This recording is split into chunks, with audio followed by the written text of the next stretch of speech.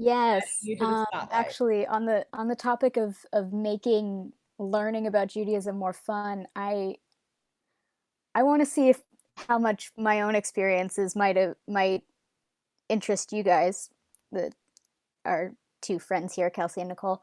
So when I was in high school, we had this program in that was community wide. We called Yachad, kind of familiarly called Hebrew High to some of us, just because it was mostly high school. And so some of the classes that we had, we would always have like for each different grade, we had first hour was like specifically set for a certain type of theme for Jewish learning. Um, but then our second hour was basically what we would call chugim, electives in a way. And so we had fun. We had different things like one of the courses I took was Jewish humor, which can be really crazy sometimes.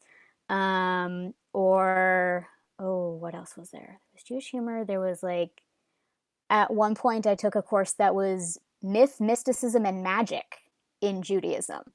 Like so things that weren't necessarily what you would think immediately of, but were also very connected to our culture and just trying to make it fun. So, what sort of things do you think that other teens your age, or maybe even younger teens, might be interested in, like learning about? What would you guys be interested in learning about if you had a class like that to take? Oh, I like the humor. I think that's funny. Like Jewish humor always makes me laugh. Like people are really like, "Are you like really cheap or something?" I'm like, "What?" But um, oh, I don't know. I just like personally like when I think of things I want to learn about, just I want to learn about certain things like happening in the world, just because I always hear people talking about it. But I don't know, Nicole. What do you think? I think I would like to learn more about like history, like the Holocaust and just how like Judaism spread all over the world. All right. Awesome. Thank you, History is guys. definitely a good thing to learn about, that's for sure. Awesome. Thank you. All right.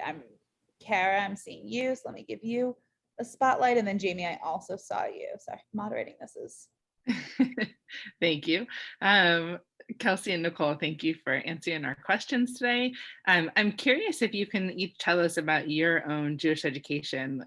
What kind of, if you went to like Hebrew school or day school, and what grade you continued that through, if you're still doing some kind of learning, love to hear about that. So I went to Kol Kadash for I did preschool there, and then I did Sunday school, and then Hebrew school there all throughout until I got my bat mitzvah. And then once I got bat mitzvah, I kind of took like a break, I guess, from continuing like Jewish learning for a while. And then it was like my sophomore year or like end of freshman year, I joined like Jewish club at my school, and then I kind of got back into it, and I've been like researching things like especially a lot about the Israeli-Palestinian conflict. I've been doing a lot of research on that, and now Nicole and I like go to this Akiva thing every week, which I really like, and I like the way they do it too, because like the Shin Shanim, they present learning in a fun way. Like they'll do true or falses with us, and it's like it goes by really fast. Like it's not like I feel like I'm learning, it's just more fun.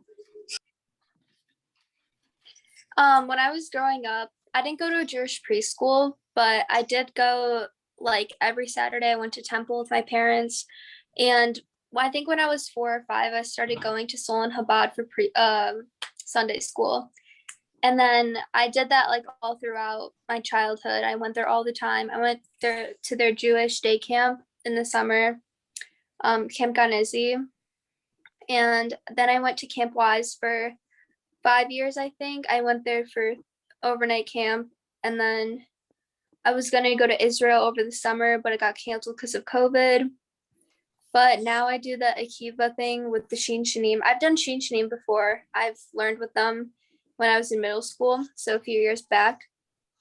And now Kelsey and I do the Akiva program every Sunday, and I really like it. Like it's a fun way to learn.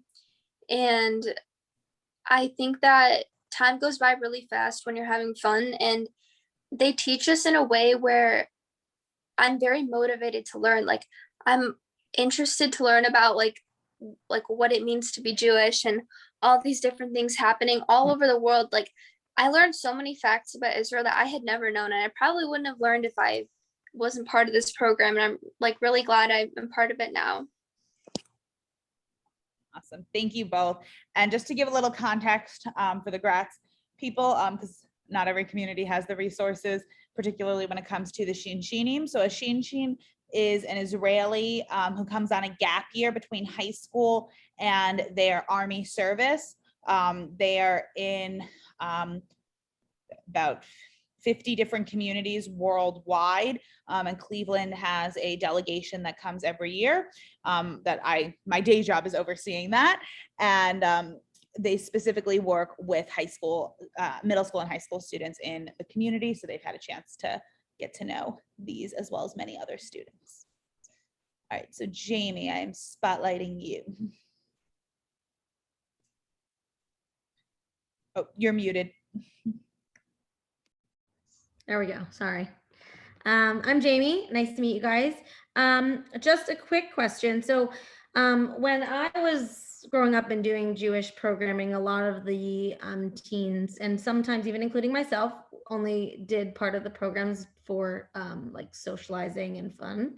Do you see that nowadays with Jewish teens, like only going to programs based on just wanting to make new friends or actually wanting to get some knowledge of the Jewish community? Yes, we have a thing called BBYO, and I know a lot of people do it just like, because like a lot of times they'll have like parties and stuff, so they'll do it like for the parties. They're not going to do it to like actually like enact in Jewish program and like bring themselves closer to the Jewish culture. It's more of like a social thing, because like a lot of times we'll go to downtown Cleveland and like hang out with each other and get dinner together. It's not really about the Judaism, it's about the socializing. Yeah, I personally joined BBYO, and I did not see a lot of religious practicing there, but I also joined NCSY, and it was a lot more religious. And I think that people join, like what Kelsey said, they joined BBYO for the social aspect of it and not really for the religious. But I think NCSY is like people join it a lot for like religion and also social. Like you can have a lot of fun there. Like I had a lot of fun when I was part of it. Thank you guys. Okay. Anyone else? I think I can see everyone. Anyone else want to jump in? Either. Oh, Rebecca, I see you unmuted. Yes, kind of like a two-part question. Kelsey, if you don't mind answering this, if you don't want to, it's okay. But I was just kind of curious why, like what made you break away after your bat mitzvah and what made you come back? Because I think that happens with a lot of kids, that they take a step away. I don't know. I think it's just getting like, I became like a teen after this happened. Like I'm officially a teenage like girl. So like I kind of stepped away, I guess, to like, I mean, everyone gets like consumed with high school starting classes, AP classes, like popularity, trying to fit in. And I kind of just got consumed into that. And then like my sophomore year, I realized like no one matters. Like just it's myself. Like I need to focus on myself. And I don't know. It's like I just was brought back into Judaism and I love it. Like I'm so happy that I kind of changed and like went back into studying more about my Jewish culture, because I did break away from it for a while. And I think that does happen to a lot of people after their bat mitzvah, because like they stop going to classes, you know? Right. Oh, that's amazing. Thank you for sharing that. The other part for both of you is, do you think that there's too much, but we've talked a lot about this in class and beyond. Do you think there's too much put into the bar and bat mitzvah ceremonies, that the focus is so much there that students think of it as kind of like an ending rather than a new beginning? Do you think, is there any fear that that is happening? Yes, I think I remember like when all the way, I don't know how many years ago it was, but like when I was studying to like get bat mitzvah, I was like, oh, after this, I don't have to go to Sunday school anymore. Like I'm done. Like no more temple, no more anything. Like I remember thinking that. And then after I got my bat mitzvah, I was like, okay, I'm done. Mm, So I agree. I think people think it's more of an ending because they're young, like they don't know, they don't really see it as a new beginning, as a new chapter of Judaism. yeah. Okay, thank you. I remember when I was getting bat mitzvahed or when I was getting tutored to be bat mitzvahed, and my parents would constantly say like, this is you entering like a new chapter. And I was thinking like, how? Like I'm ending like this is, I'm not going back to Hebrew school. This is it. But honestly, like I didn't really stop there. I mean, I was still going to Jewish camp. I was still practicing all these traditions. I was still like doing a lot at home that had to do with religion. And like I'm happy I did. I'm happy I never really disconnected from it. And I think it's important that even if it's okay if people disconnect from it, to just, I mean, everyone can choose how religious they want to be, but I think it's also important to come back at one point. Yes, thank you. I think part of what we're trying, what we're trying to do, at least what I feel like I'm trying to do, is reimagine it so that it's not seen as an ending, but as another beginning. Thank you so much for your feedback. Does anyone else have questions they want to jump in with, either first or second round questions? I have Okay, another all question. right, yeah. So Kelsey, you talked about that you plan on going to Israel on birthright. Nicole, and you talked about that your program got canceled, which I'm so sorry.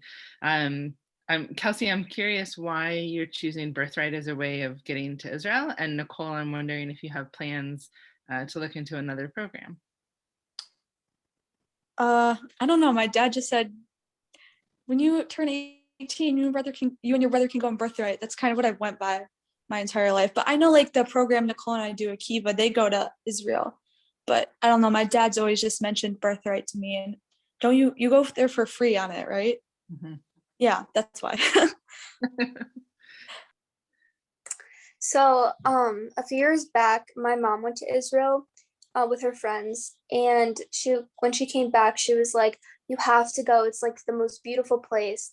And then my brother went through BBYO, and he loved it. He met so many friends, and he still talks about that trip to this day. And it was a few years ago, and I was like, I really want to go. And through the camp I went to, Camp Wise, there's a program where you can go to Camp Wise or to Israel through Camp Wise.